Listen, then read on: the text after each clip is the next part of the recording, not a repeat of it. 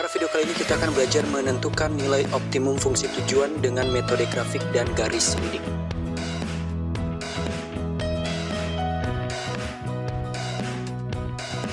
Sebelum kamu memahami bagaimana cara menentukan nilai optimum fungsi tujuan, kamu harus bisa memahami apa yang dimaksud dengan fungsi tujuan, apa yang dimaksud dengan kendala, dan apa yang dimaksud dengan nilai optimum. Fungsi tujuan adalah fungsi linear. Nah, untuk memahami fungsi linear, terlebih dahulu kamu harus paham apa yang dimaksud dengan fungsi. Sebelum masuk ke fungsi, ada yang namanya relasi. Relasi adalah hubungan. A, anggotanya adalah 1, 2, 3, 4, 5. Dan B, itu anggotanya adalah 1, 2, 3, 4, 5, 6. 1 berelasi dengan 2, ya. Lalu 2 berelasi dengan 4, 3 berelasi dengan 6. Maka kita bisa simpulkan bahwa A dan B itu berelasi, ya. Kita bisa tulis relasi A ke B. Nah, bagaimana relasi yang dibentuk antara A dan B adalah relasi setengah dari. 1 itu adalah setengah dari 2, 2 itu adalah setengah dari 4, dan 3 itu adalah setengah dari 6. Itu yang namanya relasi. Kita masuk ke fungsi. Suatu relasi A ke B yang memasangkan setiap anggota A dengan tepat satu anggota B disebut dengan fungsi atau pemetaan.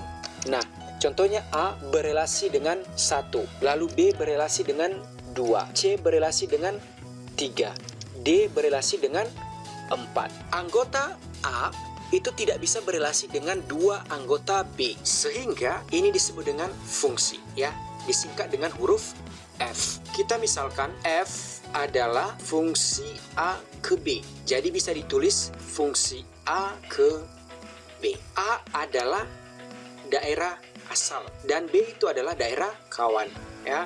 Nah, bisa juga disebut dengan domain dan kodomain. Jika F memetakan X, X-nya adalah elemen bilangan A ke Y, di sini adalah X, di sini adalah Y. X adalah elemen bilangan A dan Y adalah elemen bilangan B, ya. X memetakan Y. Jika F memetakan X, ya, X adalah elemen bilangan A ke Y, Y adalah elemen bilangan B, maka dapat ditulis F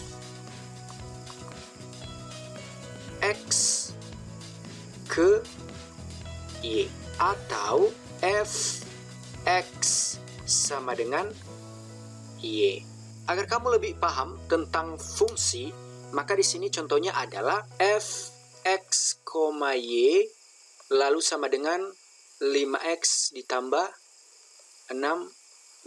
Nah, untuk memahami ini sebenarnya di sini ada A, lalu di sini ada B, ya. Nah, di sini ada 2,1. Nah, X, Y. Lalu di sini ada contohnya 3,2. Untuk mendapatkan anggota B adalah bisa kita dapatkan dari 2,1. Jadi di sini adalah Fx, ini adalah Y, ya. Jadi 2,1-nya adalah 5 dikali 2 ditambah 6 dikali 1. Jadi di sini 10 ditambah 6. Hasilnya adalah 16. Jadi di sini adalah 16, ya. Jadi 2,1 itu berpasangan dengan 16. Lalu 3,2 berpasangan dengan siapa? Nah, caranya untuk mencarinya adalah 5 dikali 3 ditambah 6 dikali 2. 5 dikali 3 adalah 15, ditambah 12 adalah 27. Jadi berpasangan dengan 27 yang 3,2. Nah, contoh yang lain adalah kalau misalnya Fx sama dengan 2x. Nah, artinya adalah di sini ada A, lalu di sini adalah B. Nah, di sini adalah X-nya. Nah, ketika X-nya adalah 1, ketika X-nya sama dengan 1 berpasangan dengan siapa? Maka berpasangan dengan 2. Ketika X-nya sama dengan 2 berpasangan dengan 4. Jadi kamu harus paham tentang fungsi sebelum kamu menentukan nilai optimum dari suatu fungsi tujuan. Fungsi tujuan adalah fungsi linear. Nah, apa yang maksud dengan fungsi linear? Fungsi garis lurus. Jadi bukan suatu fungsi kuadrat. ketika kita lukiskan di koordinat kartesius akan membentuk suatu garis lurus. Misalnya adalah 2x ditambah 3y. Nah, ini adalah fungsi linear atau misalnya ditambah 1. Ini adalah fungsi linear. Nah, kalau fungsi kuadrat ada yang namanya 2x kuadrat ditambah 3y ditambah 1. Nah, ini fungsi kuadrat. Nah, jadi fungsi tujuan yang ditekankan di sini adalah fungsi linear, bukan fungsi kuadrat. Nah, selanjutnya adalah ada yang namanya kendala. Kendala di sini adalah pertidaksamaan, tapi pertidaksamaan linear, ya.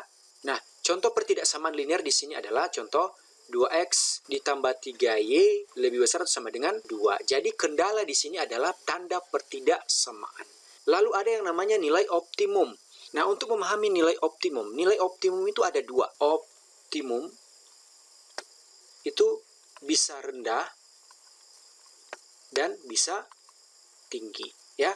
Jadi artinya optimal rendah dan optimal tinggi. Jadi di sini yang optimal tinggi itu adalah 100 dan optimal rendah itu adalah 0. Jadi nanti di materi ini ada yang namanya nilai optimum maksimum dan nilai optimum minimum. Jadi nilai optimum itu bisa rendah, ya, bisa tinggi. Jadi artinya optimum itu adalah yang paling, ya, paling rendah, dan yang paling tinggi itu adalah nilai optimum, ya. Nilai optimum itu terbagi dua, ada yang paling rendah, ya, yang paling rendah adalah yang 0 dan yang paling tingginya adalah yang 100.